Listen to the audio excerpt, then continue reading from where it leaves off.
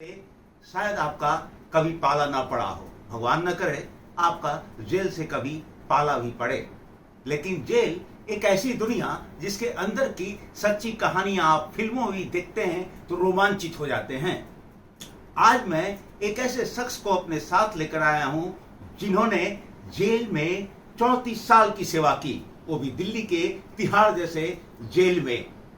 Jail से अभी अभी रिटायर हुए पूर्व सुप्रिंटेंडेंट अजय भाटिया के साथ आपकी बात कराऊंगा और आप जानेंगे जेल के अंदर की वो सच्ची कहानियां जिन्हें शायद किसी अखबार या किसी चैनल पर आपने न सुना हो न देखा हो। नमस्कार, मैं हूं आलोक वर्मा और इस वीडियो में आखिरी तक जरूर बने रहिएगा क्योंकि कई रोमांचक कहानियां आपके सामने आने वाली हैं। और इस चैनल को जरूर सब्सक्राइब करके वीडियो को लाइक कर दीजिएगा, शेयर कर दीजिएगा। सर, बहुत बहुत स्वागत है आपका। थैंक यू आलोक जी। धन्यवाद कि आज आपने समय निकाला और मुझे कहीं से ढूंढ के आपसे फिर से मिलने का सौभाग्य मिला। ये बहुत बड़ी बात है।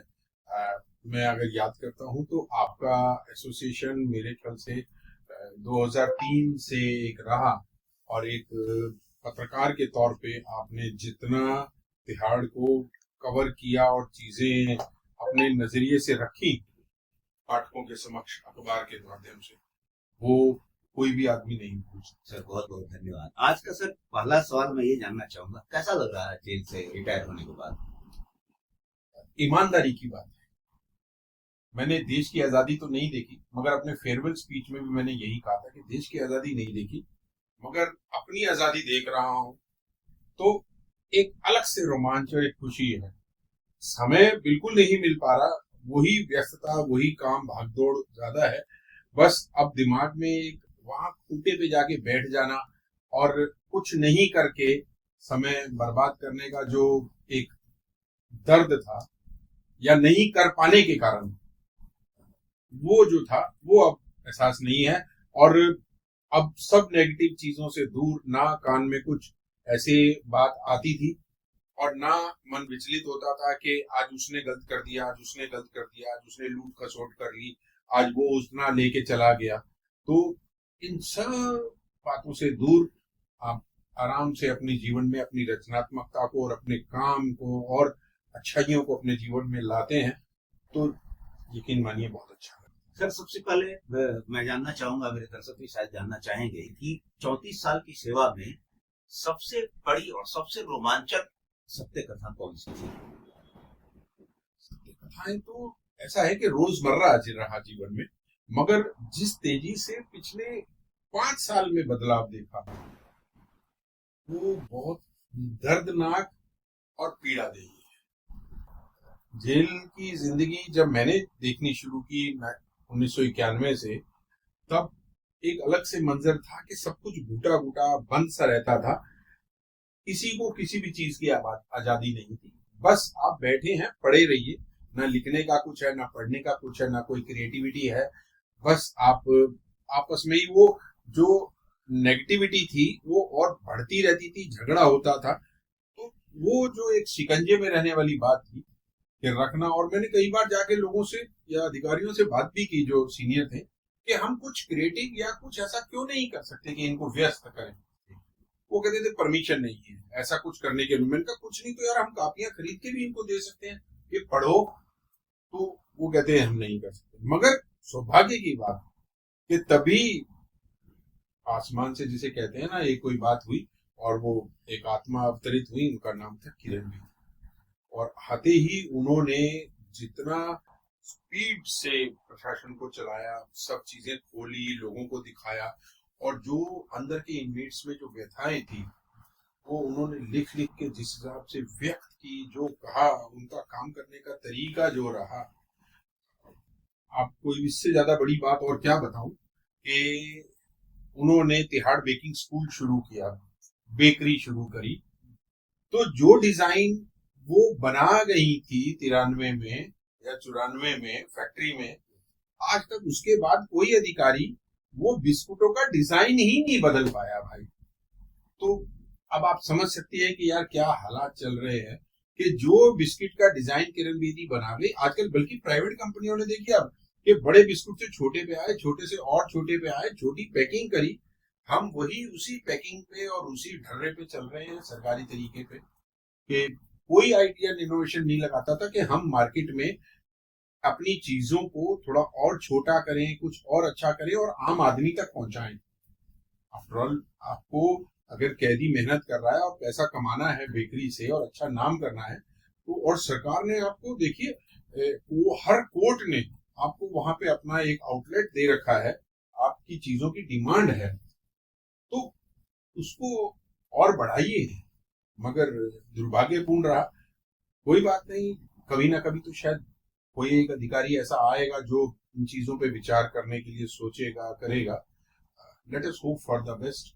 मगर मुझे लगता है कि आज तिहाड़ को एक आर.एस. गुप्ता जैसे ऑफिसर की बहुत सख्त जरूरत है।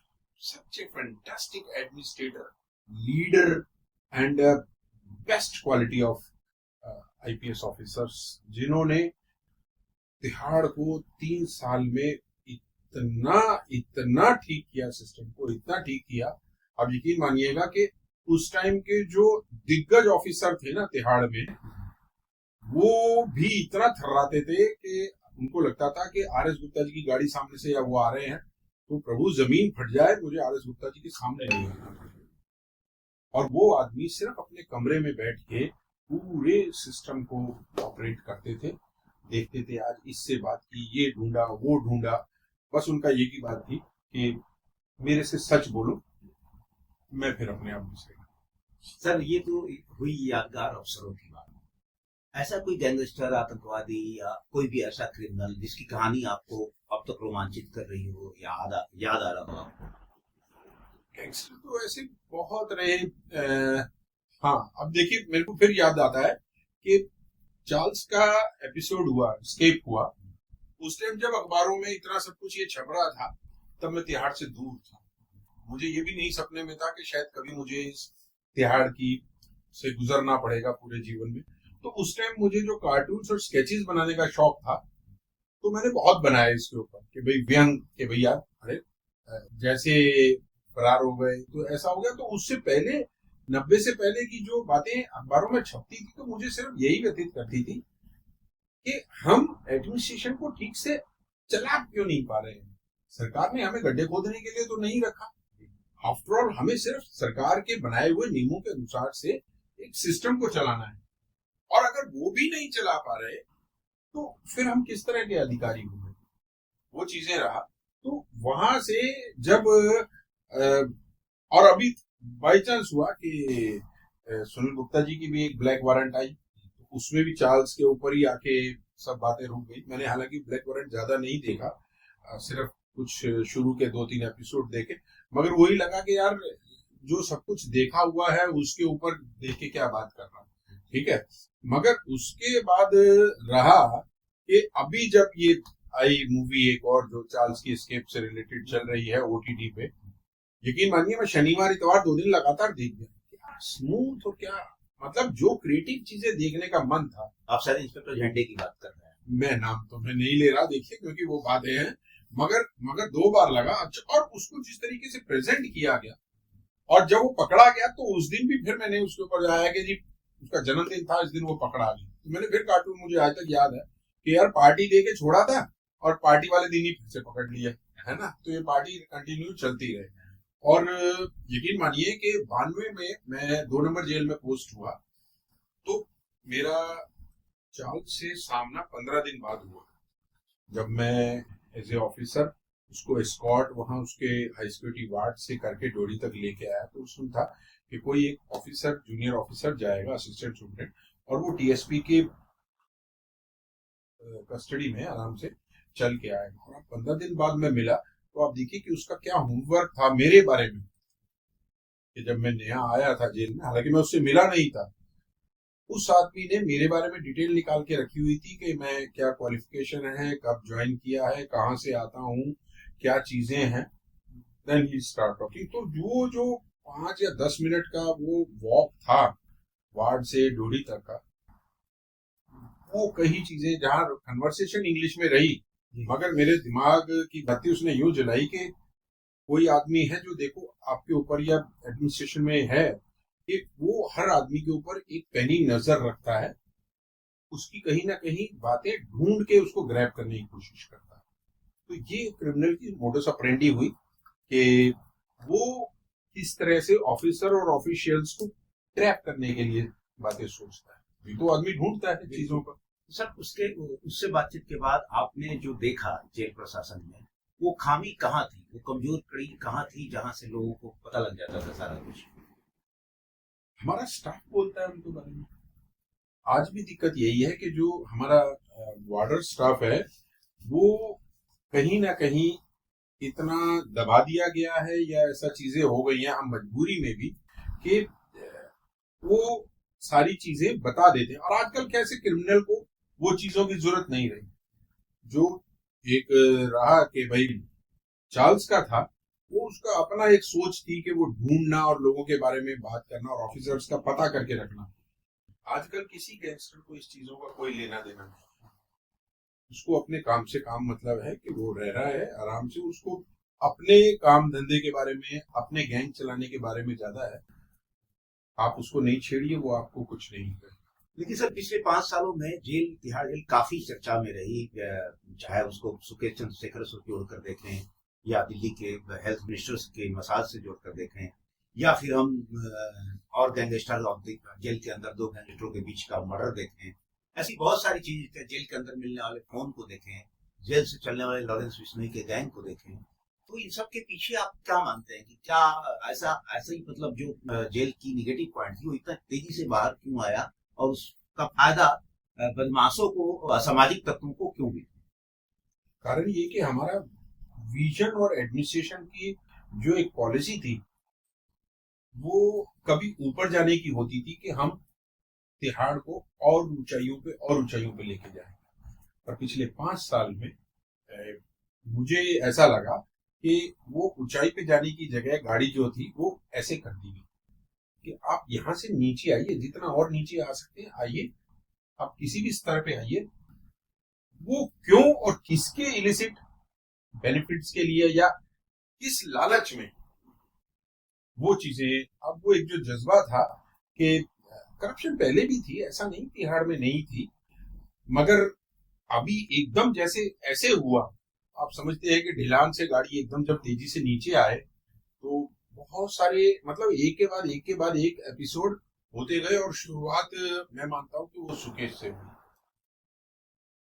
यकीन मानिए कि मैंने अपने सीनियर्स को एक दूसरे से लड़ते हुए देखा कि अब सुकेश मुझे मिलना चाहिए, अब सुकेश मेरे यहाँ आना चाहिए, अब मेरी टर्न है, ये है। और आज भी सुकेश है, अब कोई उसकी तरफ देखता ही नहीं, क्योंकि रास्ते बदल गए। आज शायद सुकेश से भी बड़े बड़े लोग आ गए जो उनकी गलत डिमांड्स को पूरा करने में सक्षम है। तो आज कोई सुकेश की तरफ नहीं देखता। आज सुकेश कहता भी नहीं, और पता नहीं करता है नहीं करता वो मुझे नहीं पता, क्योंकि मेरा उससे कभी डायरेक्ट आमना सामना नहीं हुआ। और मगर ये जरूर है कि उस राह पे जब चले, सुकेश ने जो रास्ता खोला, तो उसके बाद सीरीज ऑफ एक्सीडेंट एक के बाद एक के बाद एक के बाद सब जेलों में होते चले गए, और हम उन चीजों को संभाल पाने में उतने सक्षम नहीं रहे। सर अभी मेहुल चौकसी जैसे अपराधियों को लाने की तैयारी चल रही है, और बड़े दुख की बात है कि उसको मतलब प्रत्यार्पण करने से पहले विदेशी फोर्स या विदेशी प्रशासन आकर जेल की सुरक्षा पर सवाल खड़े कर रहा है, और होम मिनिस्ट्री को ये लिखना पड़ रहा है, एश्योरेंस देना पड़ रहा है कि हमारे यहाँ सुरक्षा का सारा माहौल है। इसकी वजह क्या मानते हैं? क्या पहले भी ऐसा होता था कि विदेश की कोई नहीं, कभी चार्ल्स आया, कभी नहीं दिखाया। उससे पहले कितने लोग रहे, बहुत लोग रहे, बहुत बड़े बड़े नामी गिरामी। मतलब एक टाइम में देखिए कि मैं 1 नंबर जेल में था करीब करीब 95 से 98 तक। तो HKL भगत, भूषण शरण, चंद्रशेखर, अपने चंद्रा स्वामी, मामा जी, और शायद 5-6 और लोग थे। ये सारे के सारे पर्टिकुलर एक वार्ड में एक स्पेसिफिकली रखे गए कि भाई ये क्रिमिनल नहीं थे, मगर कुछ एक कॉन्स्पिरेसी या कुछ इकोनॉमिक ऑफेंस वाली बात थी, तो वहां रहे। मगर कभी ऐसा कुछ नहीं आया मगर धीरे धीरे अब सरकार, ये देखिए, ये फिर क्रेडिबिलिटी की बात है। अगर आपको कहीं अपनी छोटी सी बात की भी सफाई देनी पड़े, काम की सफाई देनी पड़े, तो फिर मैं मानता हूं कि तिहाड़ प्रशासन के ऊपर एक प्रश्न चिन्ह उठना, और तिहाड़ पर खासकर भारत सरकार का इतना भरोसा है कि देखिए सालों तक सेब, चाल से लेके और कितने बड़े बड़े भी जो टेररिस्ट रहे, आतंकवादी रहे, मैं कह रहा हूँ कि पाकिस्तान वाले जितने भी टेररिस्ट रहे, वो सब तिहाड़ में ही रखे गए। तो विश्वास था एडमिनिस्ट्रेशन पे, तो रहे।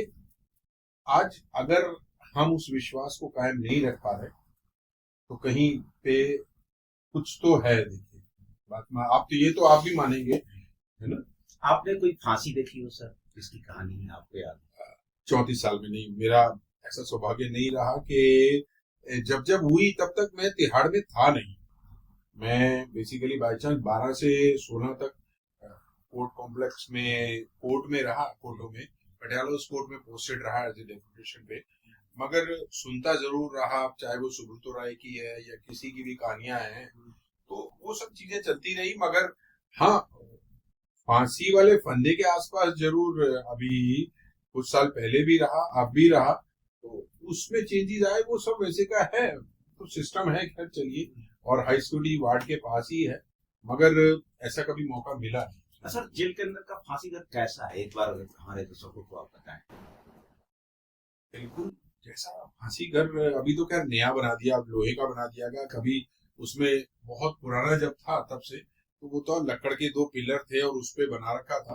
तो क्या होता था कि कई बार ना एक बड़ी, उसमें कह सकते हैं कि थी वो कि वो फांसी वाले जो लकड़ी के फट्टे हैं या उसकी कुछ वो पिलर है, अगर उसको कहीं बच्चे के गले में ताबीज बना के डालें तो बड़ा वो रहता है। तो उस वजह से क्या हुआ कि धीरे धीरे, और वो वक्त के साथ साथ लकड़ी के जो पिलर थे वो कमजोर भी होते चले गए, तो बदल के आज लोहे के लगा दिए। और जब अभी पीछे एक साथ 4 फांसियां होनी थी, और उसके बाद जो और 2-3 फांसियां आई जिनकी भी रही, तो उस वजह से भी प्रशासन को उसको अपडेट तो करना ही पड़ा, और करना भी चाहिए। आज बहुत नीट एंड क्लीन, साफ सुथरा हो गया। बट हाँ, अब उसको रोज तो इस्तेमाल होता नहीं है। अब साल 6 महीने में कभी रहेगा तो वो अब वैसा ही होगा कभी, है ना। अभी तो नहीं है, मगर ये एक तिहाड़ के लिए ये भी एक अलग है कि फांसी होना और दिया जाना, ये तो एक पर्टिकुलर आदमी के अपने कर्म की। जल्लादी प्रथा में कोई बदलाव आया हो, या जल्लाद बदले हो? पहले कालू, जैसे कालू जल्लाद का नाम नहीं, वो जमाने पे रहा, मगर जल्लाद प्रथा पे तो अब देखो उतना नहीं है कि भाई अब कभी 2-4-5 साल में पूरे देश में है कहाँ फांसी, कहीं भी नहीं है। हालांकि डेथ रो पे आज भी बहुत सारे शायद कैदी होंगे जिनको फांसी की सजा मिली हुई है, कहीं हाई कोर्ट में है, कोई सुप्रीम कोर्ट में है, कोई मर्सी पिटीशन पे, या बहुत सारे स्टेजेस पे है। तो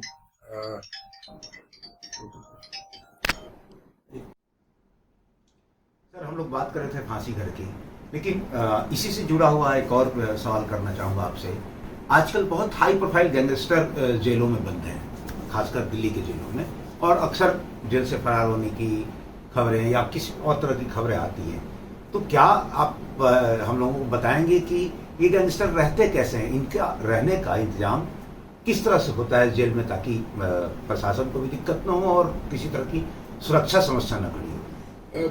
आलोक जी देखो, जब मैं गया तब जितने भाई लोग टाइप के होते थे, जो दादा टाइप के थे, वो आम वार्ड में ही एक छोटा सा कॉम्प्लेक्स बीच में होता था।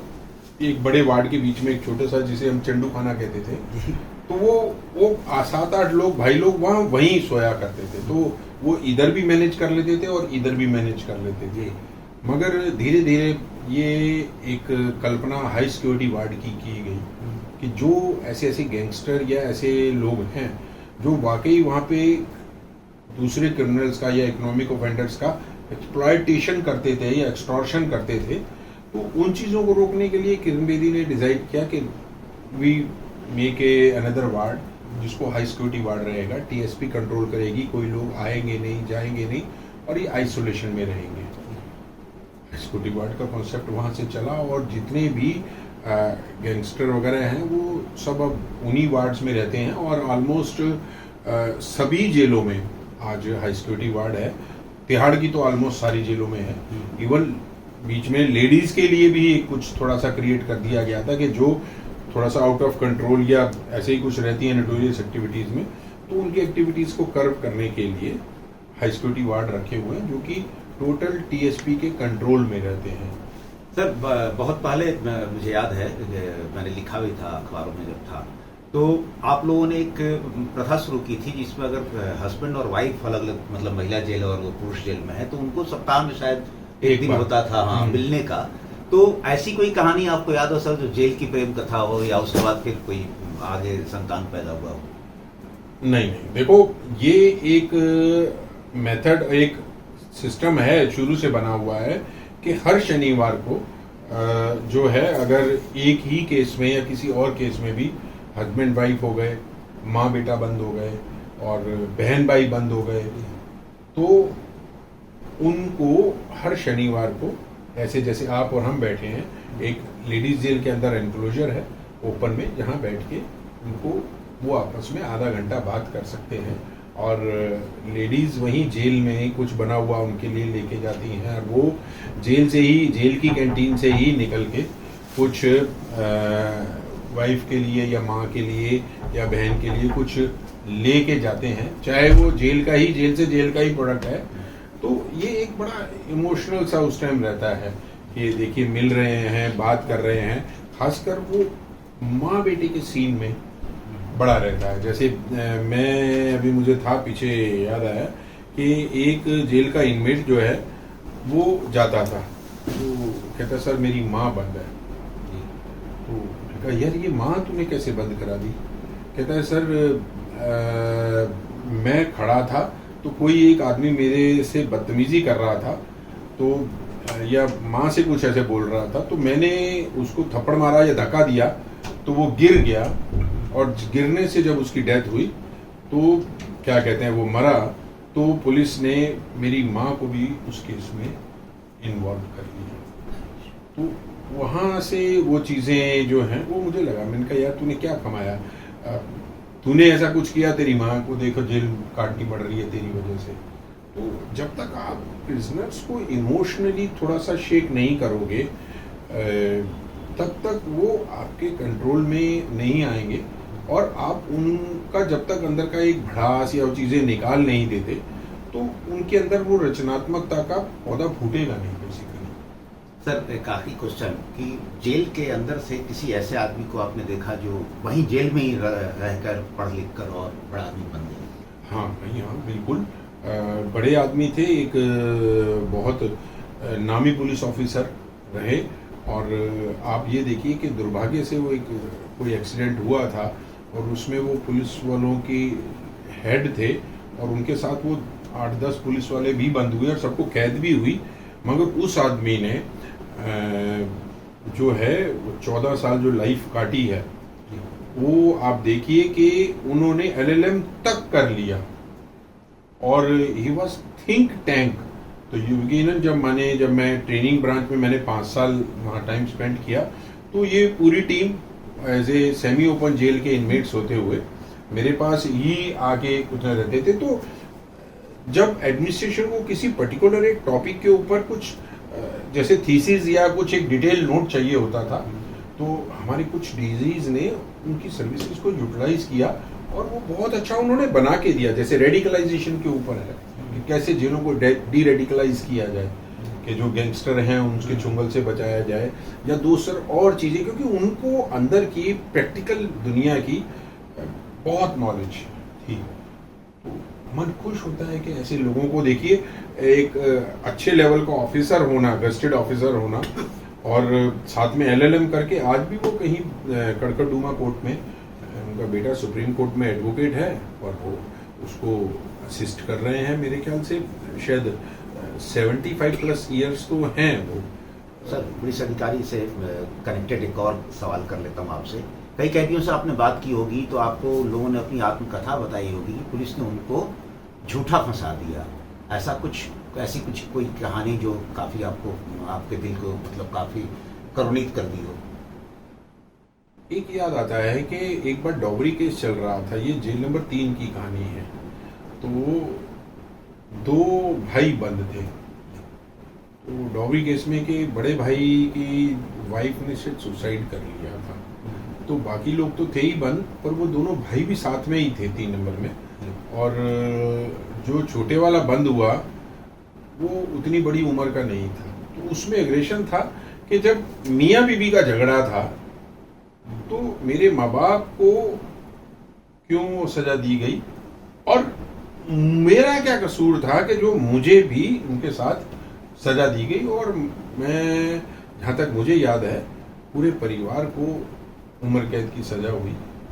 और उस आदमी में बहुत गुस्सा रहता था, लड़के में, कि सर, और काम तो बहुत दोनों भाई बहुत मेहनती थे, एक एक चीज को पकड़ के दफ्तर का काम करना, समझना, और वो भी खासकर अकाउंट्स वगैरह का। और वो छोटा काम तो करता था, मगर उसके दिमाग में हमेशा घूमता था कि मेरे साथ मेरे जीवन को मेरा गलत बना दिया गया, गलत रास्ते पे मोड़ दिया गया। और शायद उसके बाद वो निकला और मुझे नहीं लगता कि वो कभी वापस आया।